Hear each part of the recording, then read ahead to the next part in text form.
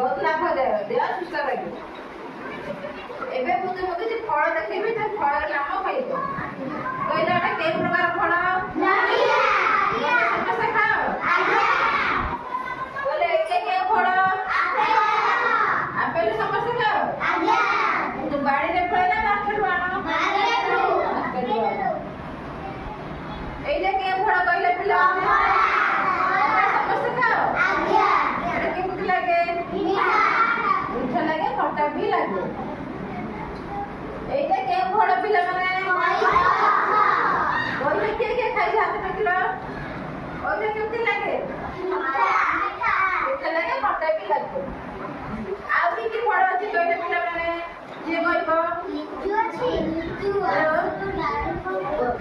ଡାଳିମ୍ବ, ଅଙ୍ଗୁରୁ, ଆପେଲ, କଦଳୀ। ଆଉ କି କହିବ ଫଳ ନା ତମେ କହିଲ ପୁଅ? ଆଉ କି କି ଫଳ ଅଛି?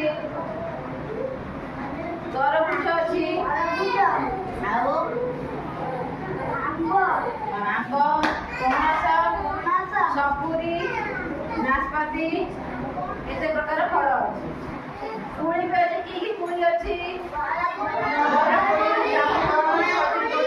କଳା କୋଳି। ଆଉ କି କି ପନିପରିବା ଅଛି ତମେ ନା ଜାଣିଛ? ଆଉ କି ପରିବା ନା ଜାଣିଛ ସେମାନେ? ମୂଳା ଅଛି, ବୋଇତାଳୁ ଅଛି, କଖାରୁ ଅଛି, ସଜନା ଛୁଇଁ, ନାଉ। ଆଉ କି ପରିବା ଅଛି? ବନ୍ଧାକୋବି, ଫୁଲକୋବି। ହଁ, ବନ୍ଧାକୋବି, ଫୁଲକୋବି, ଆଉ ଗୋଟେ ଅଛି ଓଲକୋବି। ଦେଖିଛ ଓଲକୋବି? କେଉଁ ମାସରେ କୋବି ସବୁ ହୁଏ? ଶୀତ ଋତୁରେ ହୁଏ। ଆଉ କି ପରିବା ଅଛି? ଗାଜର ଅଛି, ବିଟ୍ ଅଛି, ଆଉ କଣ ଅଛି? ବିନ୍ସ ଛୁଇଁ ଅଛି।